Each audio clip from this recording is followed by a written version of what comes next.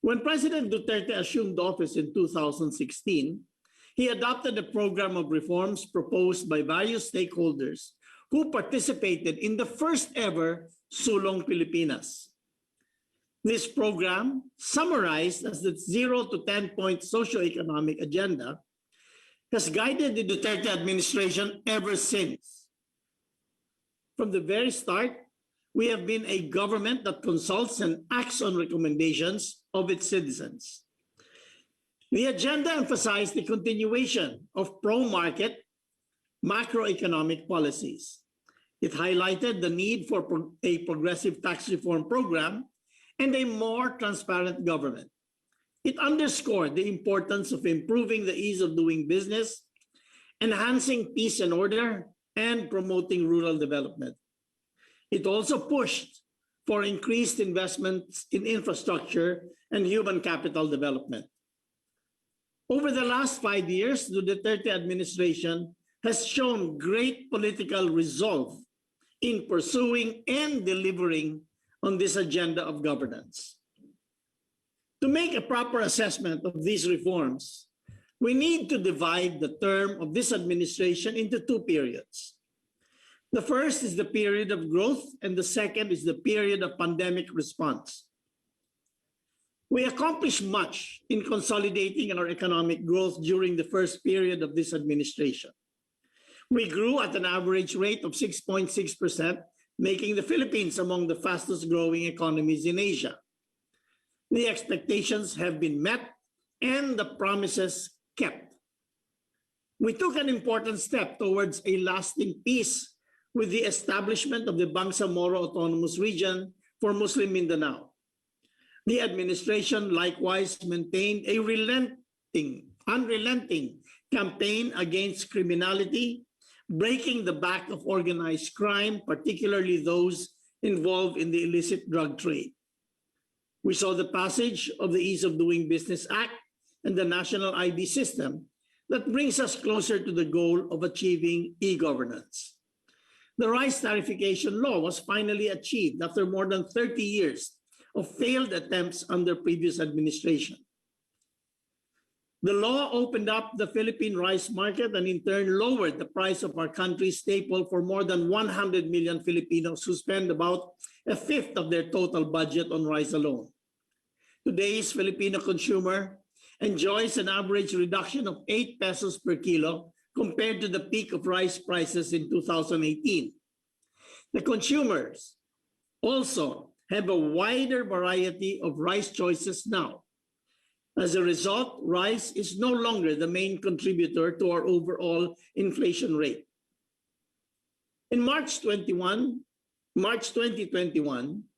rice contributed only 1/10 of 1% percentage point to the inflation versus its 1 percentage point share at the height of the 2018 inflation spike. Without this law, we would have experienced even higher inflation rates and seasonal rice shortages. The law ensures that farmers benefit directly from import tariffs by providing at least 10 billion pesos each year for mechanization, high-quality seeds, access to credits, and training.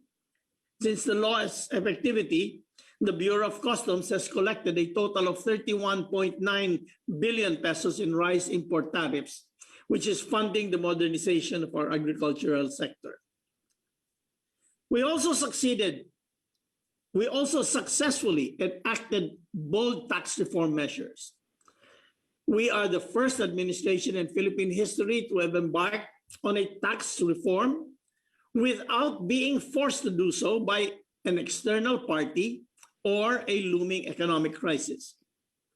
I would like to point out, however, that the success of the tax reform measures cannot be attributed exclusively to current efforts.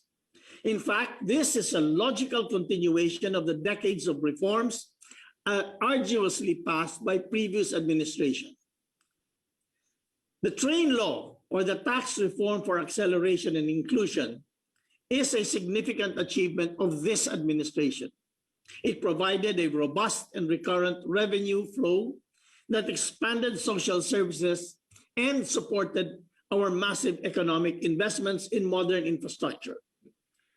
Train reduced personal income taxes for 99% of our taxpayers, giving them much needed relief after 20 years of non-adjustment. Through Train, we have basically given out a 14-month pay every year to our wage earners.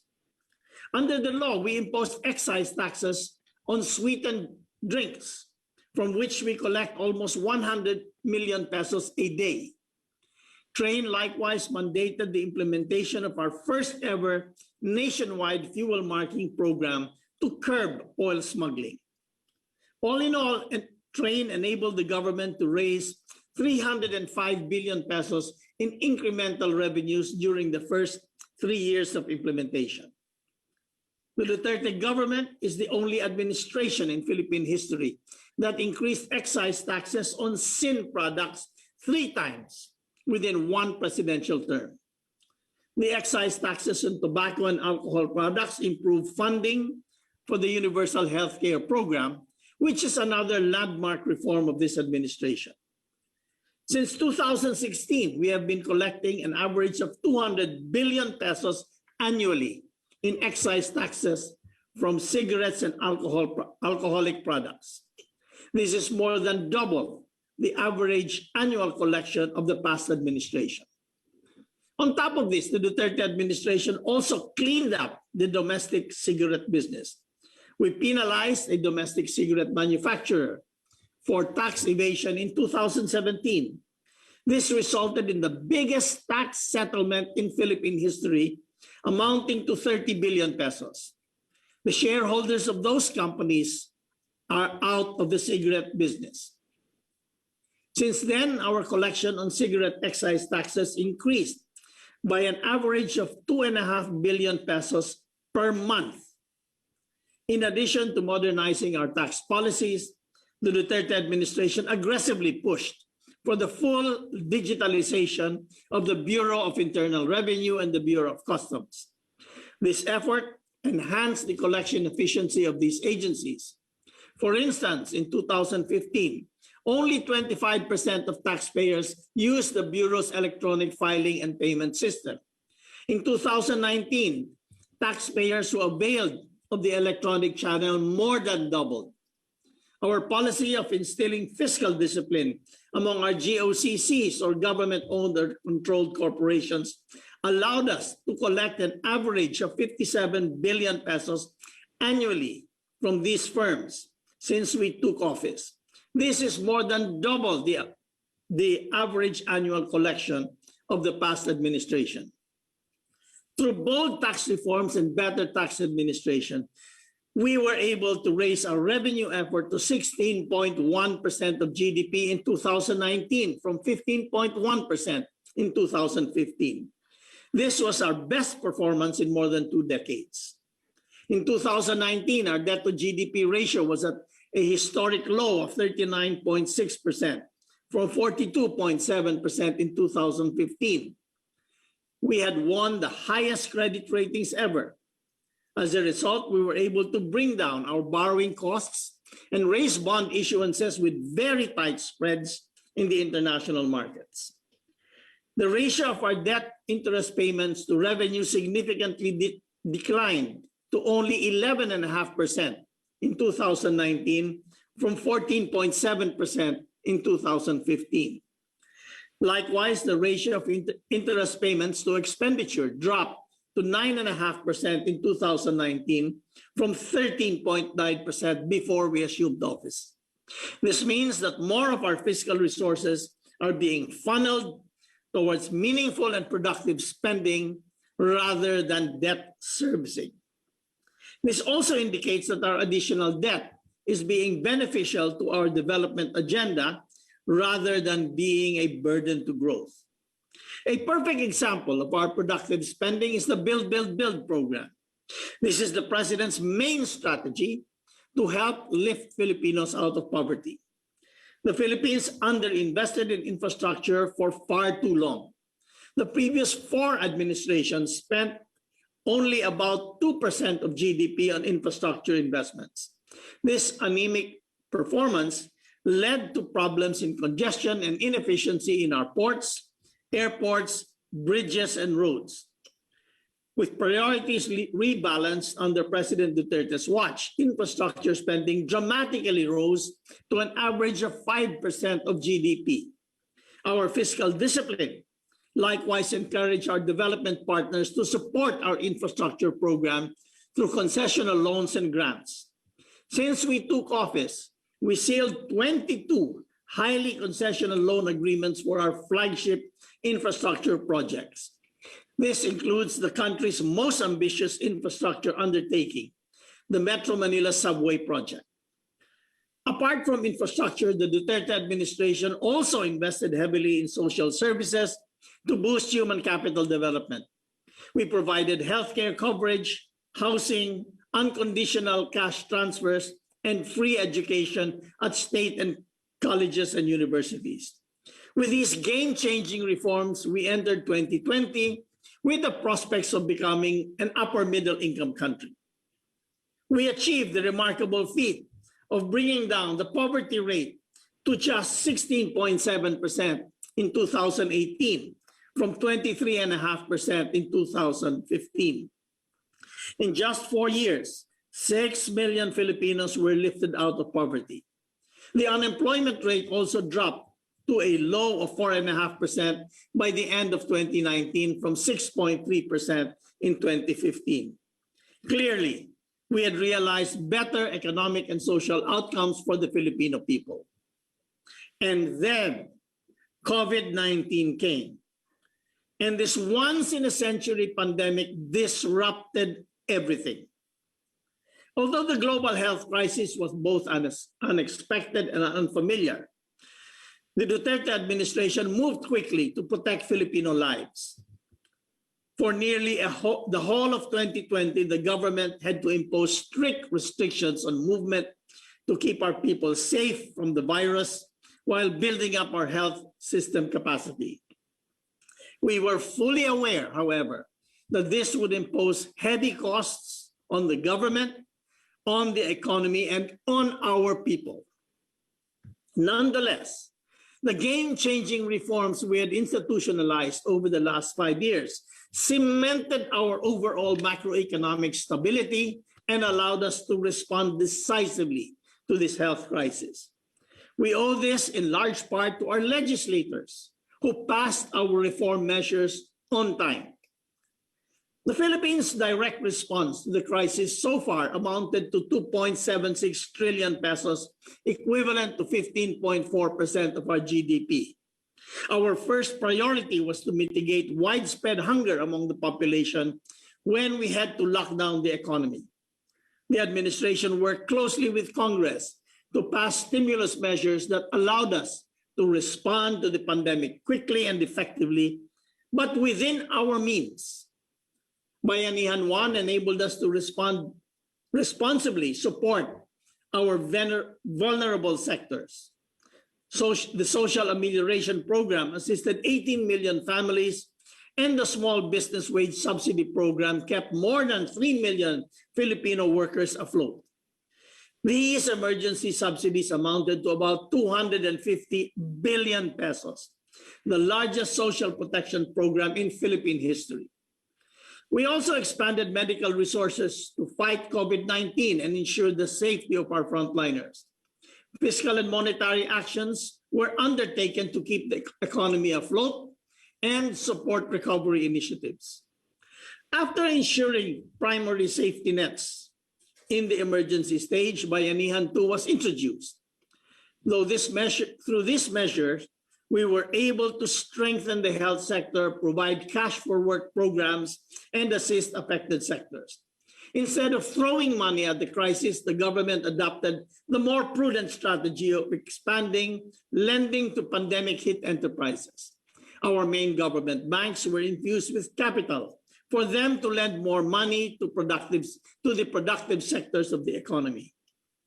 Funding the social protection and economic stimulus measures was a challenge. Fortunately, we have ample borrowing capacity to absorb the large financial shock. Our historic low debt ratio allowed a temporary but controlled expansion of our deficit to GDP ratio to 7.6% last year. We had set out a clear strategy for financing our deficit. We prioritized domestic borrowings, followed by official development assistance and the international capital markets at the end. We determined this plan as the most prudent approach, ensuring sustainability of our debt service. Because of all the unplanned spending for COVID-19 response and the drop in revenues due to our lockdowns, our debt to GDP ratio rose to 54.5% today. Nonetheless, this 15 percentage point increase in our debt level keeps us well within the prescribed bounds of fiscal viability and the experience of our rating peers. The fact that the Philippines was able to maintain its historic high credit ratings throughout the crisis is another notable achievement of this administration. Even with the ongoing pandemic, we managed to stick to our socio-economic agenda. We finally passed CREATE, or the Corporate Recovery and Tax Incentives for Enterprises Act, which makes our comprehensive tax reform program nearly complete. CREATE is the largest fiscal stimulus for businesses in our recent history. It is estimated to provide private enterprises more than 1 trillion pesos worth of tax relief over the next 10 years. MSMEs will be the biggest beneficiaries of CREATE through the grant of the largest ever corporate income tax rate reduction in the country from 30% to 20%. The law introduces an enhanced incentives package that is performance-based, time-bound, targeted, and transparent. Apart from CREATE, President Duterte also enacted FISC, or the Financial Institutions Strategic Transfer Act. This allows banks to efficiently offload their bad loans and non-performing assets. This bill is an improved version of the SPV, or Special Purpose Vehicle Law, in 2003. The big difference is that FISC was enacted within the first year of the pandemic, while the SPV was signed into law 5 long years after the Asian financial crisis struck in 1997. Amid the extraordinary challenge we continue to face, we will not waver in our commitment to ensure that our macroeconomic fundamentals remain strong. We want to make sure that we can face the future with a deep war chest. We will continue to demonstrate our firm resolve of maintaining fiscal prudence while revitalizing the economy. We believe that our economic recovery should be patterned after the growth policies our administration put forward from the beginning of our term. Hence, we are maintaining the pace of our Build, Build, Build program. Even with the ongoing crisis, we have kept our budget for infrastructure investments, and it is programmed to increase to more than 5% of our GDP until the end of this administration's term. With this high multiplier effect, we are expecting the Build, Build, Build program to be the main driver of rebuilding the domestic economy. Despite supply challenges worldwide, we are fully rolling out our vaccination program. This will allow us to safely reopen more of our economy and restore jobs and incomes of our people.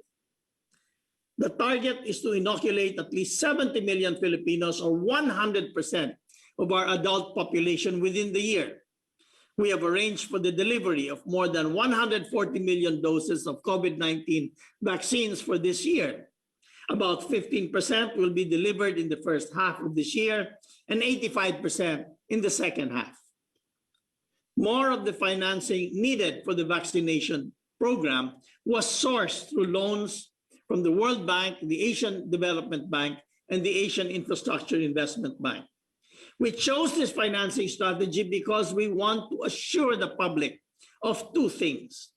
First, that the vaccines we are buying are internationally accepted and have passed the stringent criteria for safety and effectiveness. Second, that the vaccine procurement is totally transparent. This year, we will push for the passage of the guide bill, or the government financial institutions' unified initiatives to distressed enterprises for economic recovery. We also look forward to the approval of the remaining tax reform packages. Package 3 will make our property valuation system at par with international standards. Package 4 aims to simplify the taxation of passive income and financial services and transactions.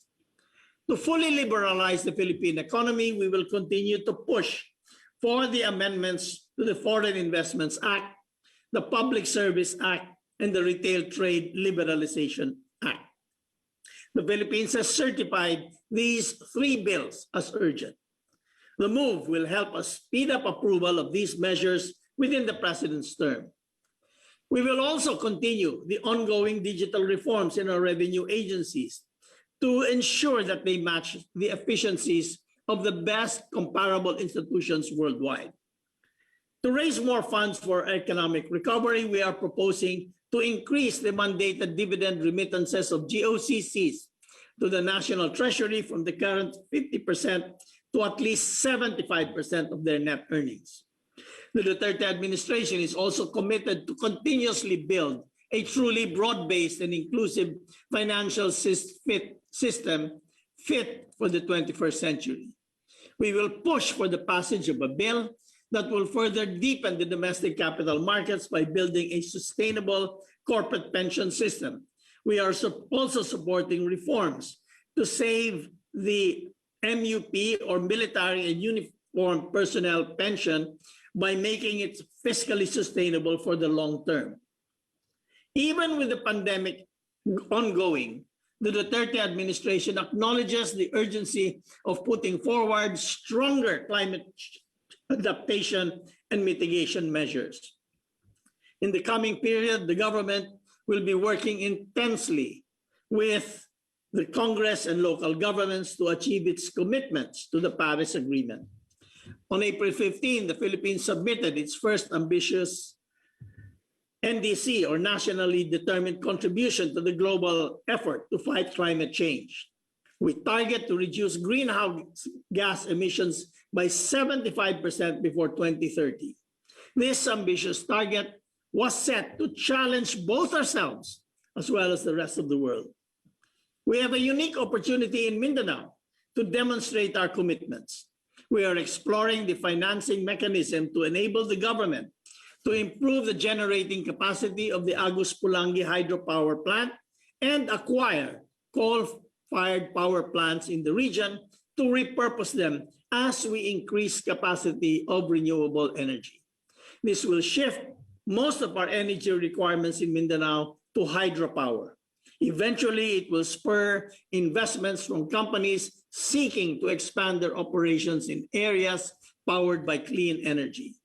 We are also pushing for the passage of a bill that would ban single-use plastics. This will allow every Filipino to do his or her part on a daily basis in helping save the world's environment. We hope for Congress' timely passage of this important piece of legislation. We are fully determined to restore the vigor of the Philippine economy at the soonest possible time. Even with the unprecedented crisis, the Duterte administration will continue to work hard until the last minute of its term to undertake the remaining reforms we had set out to do in our 0 to 10-point socioeconomic agenda. Philippine economy, we will stay true to our promise of real change. We will make sure that the programs we have pursued will be irreversible and form the foundation of an inclusive, sustainable, and investment-driven economy for the Filipino people. Thank you.